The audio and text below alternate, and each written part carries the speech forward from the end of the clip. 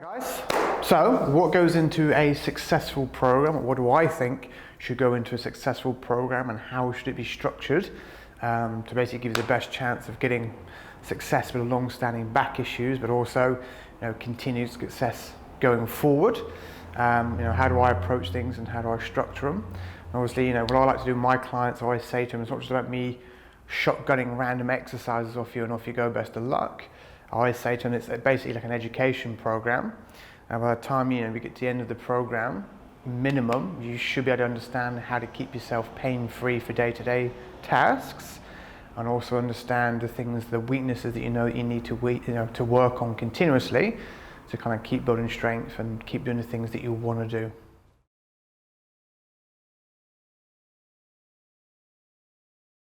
So step one, and this is critically vital, but also it tends to be missing, annoyingly, for most of the people's approaches to back issues. So those who are aware of Stuart McGill's work will understand that the most important thing that he teaches, or I believe that he teaches, is the idea of, it depends. So when someone says, excuse a large truck going by, when someone says, what's the best exercise to deal with back pain, it doesn't exist.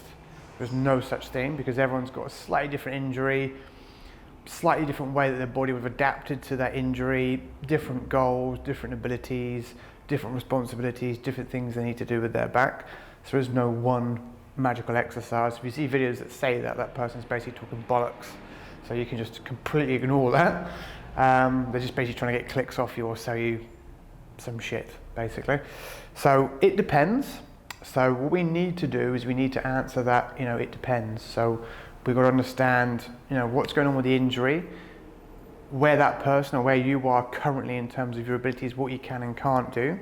But also trying to understand the things that, day to day tend to sensitize you back to pain. So a good way of really trying to cut through the kind of the mystery of the back issue, I think, is to do things like use Stuart McGill's provocation testing. So anyone who's done or was qualified in his courses, whether they be a trainer or a clinician, they should, as part of that initial process, take you through some provocation tests. So what we're doing there is we're pushing aside any kind of subjective coloration that you might have, because obviously having a back injury is a very emotional issue for a lot of people, and rightly so. And what we're going to do is we're just going to very specifically just test cause and effect with different mechanical challenges and loads on the spine, so that we can start to zero in on what might actually be going on.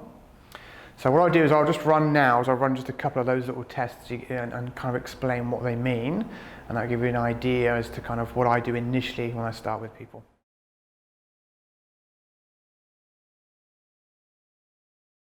Okay, so one of the first things I look at when people walk in the door, and part of the reason why I run my little facility as a barefoot kind of environment, and like to keep the floor pristine and clean, or as pristine and clean as I can do for a gym, is I like to look at people walking. And the thing is, if people are wearing shoes, they might have orthotics, or the soles of trainers or shoes they're wearing might be hiding certain things that I need to see, either in the toes or the foot itself, or maybe even correcting something goofy in the ankle, which may give me some indication as to what's going on kind of further up the chain.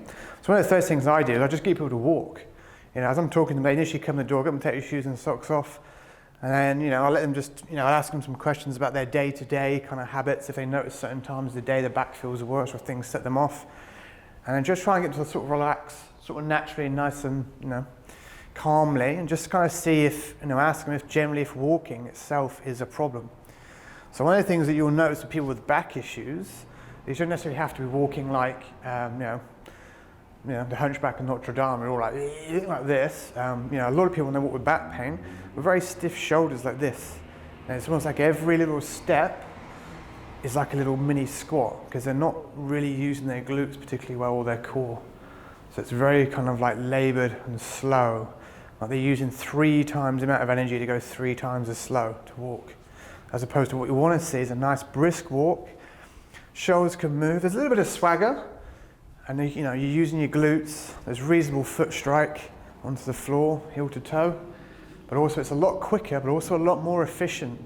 I'm expending half the energy and I'm walking a lot quicker just by doing this rather than being more like this, you know? Or if, you know, some people come and they look like this when they first walk in, and then I've got problems in the shoulders as well. So that's one of the first things I like to look at, is look at the walking. That's a low level, well, it should be a low level task, but if I know you're not walking properly, that's going to start giving me clues about how well you can use your glutes and, you know, how other joints are working. And if, you know, if I see something like this with the shoulders, that's might be a clue there's something going on with the upper back as well and the neck. So that's kind of step one for me. That's what I look at. You know, how do you walk? What's that trying to tell me? That's giving me some clues as to what the biggest issues are, the first issues are that we need to work on.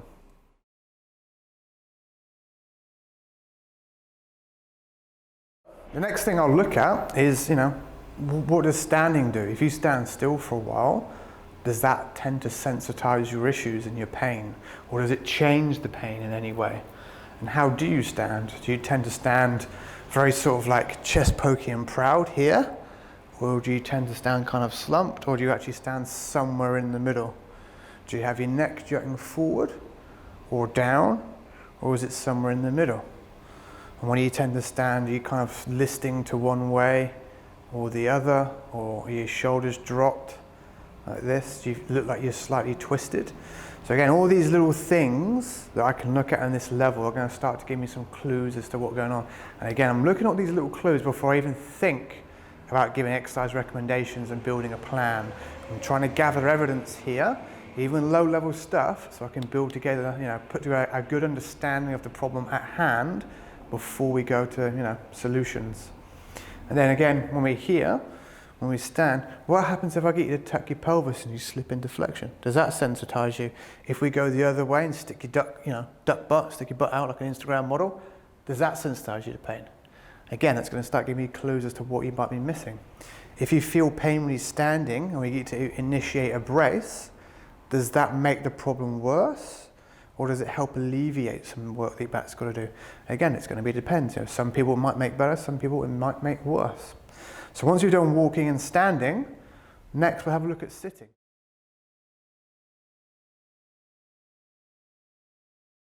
So next we'll have a look at, you know, just general sitting. If you just generally sit for a while and there's a bit of compression in your spine, does that change anything? Does it make your symptoms worse? Does it help alleviate stuff? Then we sit for a while. What's it like if you just drop your head or lift your head? And if we bring your legs together and let you slump, so you sort of start to round out that lower back and get into a really horrible position, does that sensitize you to pain or does it feel better? If from here, if we go into a slump position and we're flexed, we grab the bottom of the chair that we want, we put compression in, does that feel better or worse? Does that feel like it sensitizes to, you know, you to pain? If you come back to straight again and then compress, does that feel better or worse? And again, if we switch a brace on and compress, does that feel better or worse? What about if we lean to one side and add compression? Or if we lean to the other and add compression? So again, already we're only testing basic positions, walking, standing, sitting. But already it's going to start to very clearly highlight what the issues are mechanically. And then from there we can work backwards and start to identify day to day what those triggers are. Do you notice that you're in certain positions and you're kind of buckled, you don't realize, and that's sensitizing you back to pain? If we take that away and manage that better with maybe some lumbar support, a different chair, a kneeling or a standing strategy, is that going to help you or not? So again, already, you know, we've only looked at walking, standing and sitting, 3 basic things we all do every day, but already that's given me massive clues as to what might be going on with your back issue.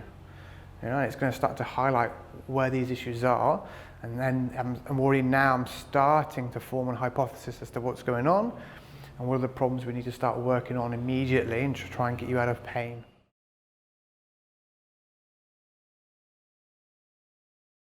So at this point I've checked you for sort of, you know, for flexion and tolerance. What about extension? So here, now what if we just have our hands on our forearms, on our hands here, on our hands here. How does that feel? Does just being in that position feel a bit aggravating? What about if we go to one fist under your chin? And then maybe 2 fists here for a while. Does it catch initially and then does it settle down over time, or does it get progressively worse? And if we get to this far, what happens if we come right up on our elbows and let our spine really relax towards the floor? Again, is it initially catchy, or does it get progressively worse? Or does it just kind of stay the same? Or does it even feel like it's alleviating your back issues? So again, now, simple little tests like this are starting to give me clues as to what the aggravators are, what are the problems, but also just let me know what I can and can't do with you in terms of solutions, what we should be doing, especially in the initial stages. Yeah? Because for some people, in this sort of position here, if they sit down a lot and they're flexion intolerant, it can be quite a relieving position to be in. You're taking some compression off of your discs. But for other people, it can be very aggravating to be an extension like this because they've got faulty extension mechanics. But again, we can't afford to take chances. We have to test and see, cause and effect all the way across. How are we going to start to tailor this recipe for success for you and your plan going forward?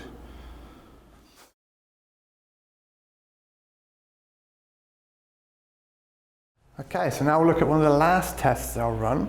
What happens if I put a dynamic load through your spine? Like, can your body stabilize itself, or does it need a bit of extra help? So we do what McGill calls the heel drop test.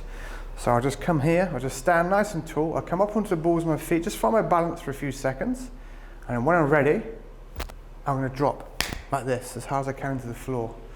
So I'm up nice and tall, and then like that, dropping in. Try and make a nice strong impact with your heels into the floor, so you hear like a dumph, like a thud sound. What happens?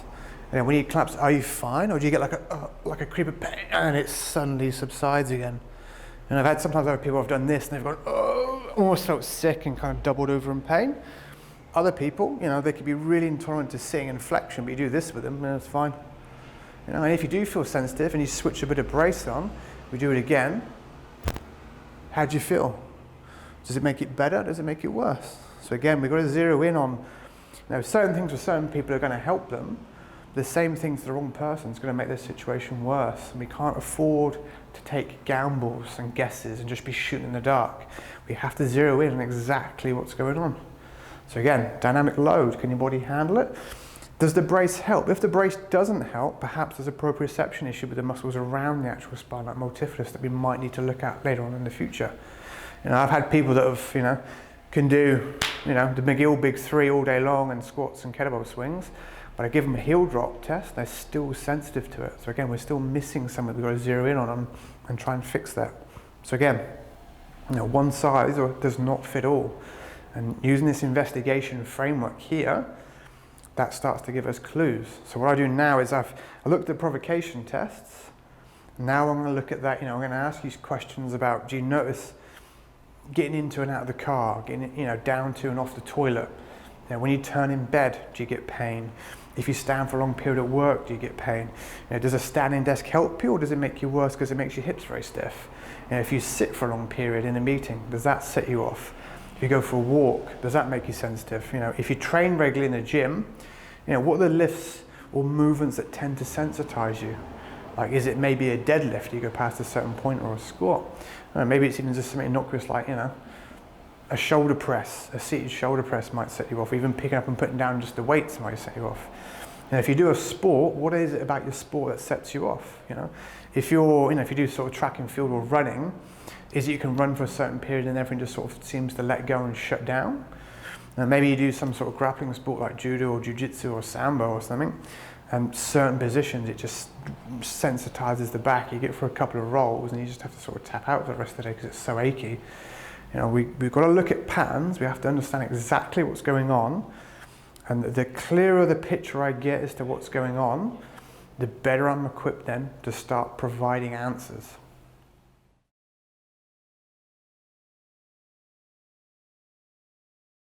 We've identified mechanical aggravators, postures and positions that we need to manage day to day and remove to let the back settle. So it gives us a list of things we need to manage,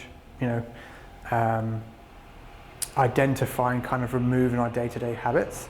And then we've got a list of structural or exercise weaknesses, things that we're prone to, weaknesses that we need to work on to give ourselves a nice level playing field to work from.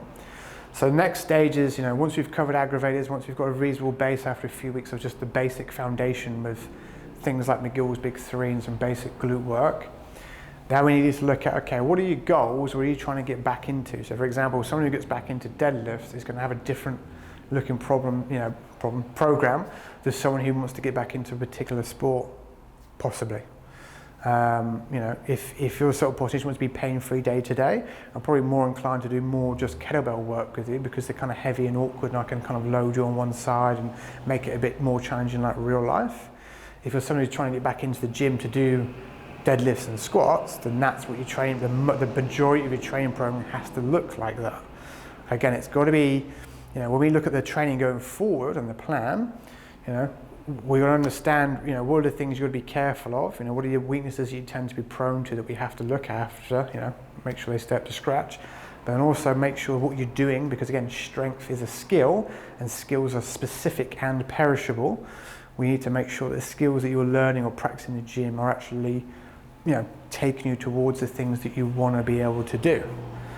So again, you know, that's why when it comes down to it depends. This is all the stuff that we need to contemplate. You know, we've got to understand the mechanics of the injury, you know, back check that against your day-to-day, the things, the patterns that you've noticed. And then we need to look at your weaknesses, your structural weaknesses, or the ones you tend, you know, if everything's weak, we get it all strong. You might find one or two things are things that generally tend to roll backwards a little bit of their own accord. So other priorities you know you've always got to keep on top of to keep everything else kind of propped up and keep that foundation solid. And then, you know, program and exercise going forward. The exercises and the things that you do in the gym, is that actually helping you with your goals? Are you actually practicing movements that are useful or skills that are useful to things that you want to do? So again, that's why it's, you know, the answer always starts with it depends. Anytime you see a video where someone says just do this one exercise for back pain, you know, they basically deserve an uppercut, because it's just, there is no such thing. There's so many things we need to take into account. Or this is a reasonably long video, but I could have gone on for hours talking about this.